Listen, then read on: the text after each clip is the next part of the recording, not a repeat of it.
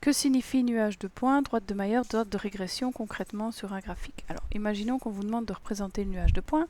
C'est vrai que la calculatrice sait le faire, mais vous pouvez très bien aussi représenter sur un graphique sur vos feuilles. Donc, vous graduez vos deux axes. Je vais inventer des points et pas spécialement prendre les points qui se trouvaient dans les exemples numériques à la calculatrice.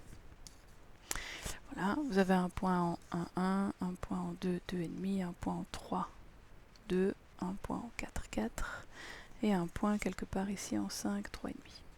Voilà votre nuage de points. Donc le nuage de points est constitué des 5 points qui se trouvent ici. Je vais même peut-être en ajouter un 6e, voilà. Histoire de travailler quelque chose avec un nuage dont le nombre de données est pair.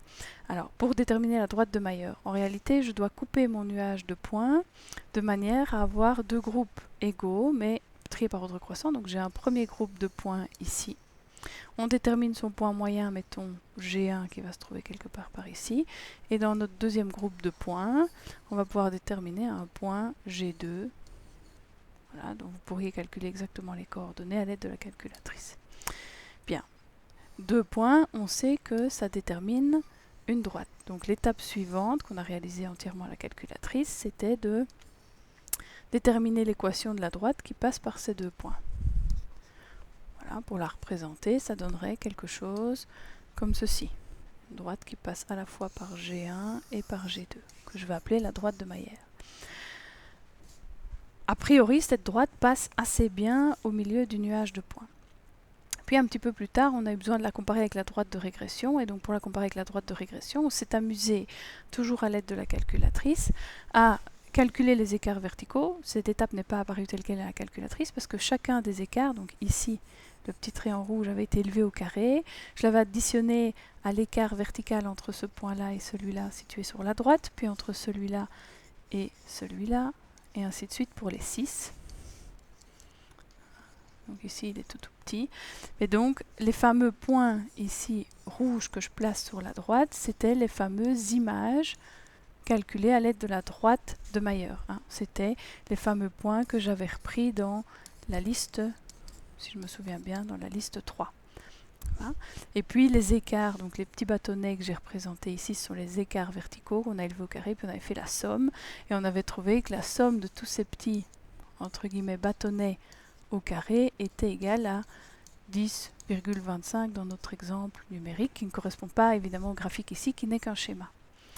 Bien, je vais effacer tout ça, et on va refaire la même chose avec la droite de régression. Alors la droite de régression, elle, par défaut, c'est une droite qui est censée minimiser les carrés des écarts. Donc justement, je repars de mon nuage de points de départ. J'avais un point situé ici, un point là. Voilà les 6 points. Je vais effacer proprement ce qui reste de la droite de Mayer. Voilà.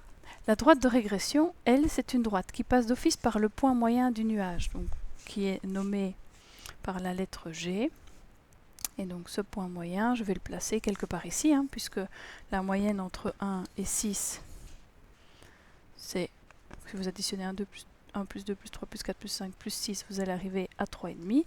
Donc voilà notre point moyen. La droite de Mayer, de régression, pardon, c'est une droite qui passe par ce point G et qui est légèrement différente de la droite de Mayer. Donc par exemple, voilà la droite de régression. Je vois que l'origine ici que je n'avais pas effacée, par exemple pour ma droite de régression, elle est légèrement au-dessus, et que au lieu d'avoir un point légèrement en dessous, il est un petit peu au-dessus.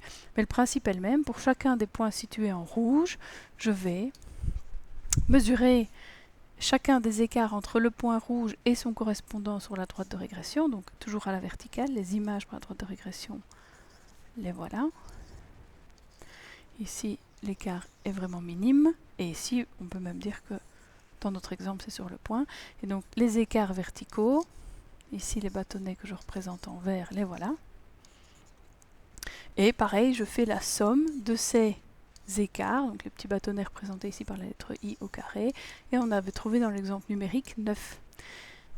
Et donc, la droite de régression, a priori, est plus proche de l'entièreté des points que la droite de Mayer qui était quelque part, elle, par ici. Donc a priori sur le graphique on ne voit pas fort la différence, mais par calcul il y a moyen d'être précis au centième d'unité près.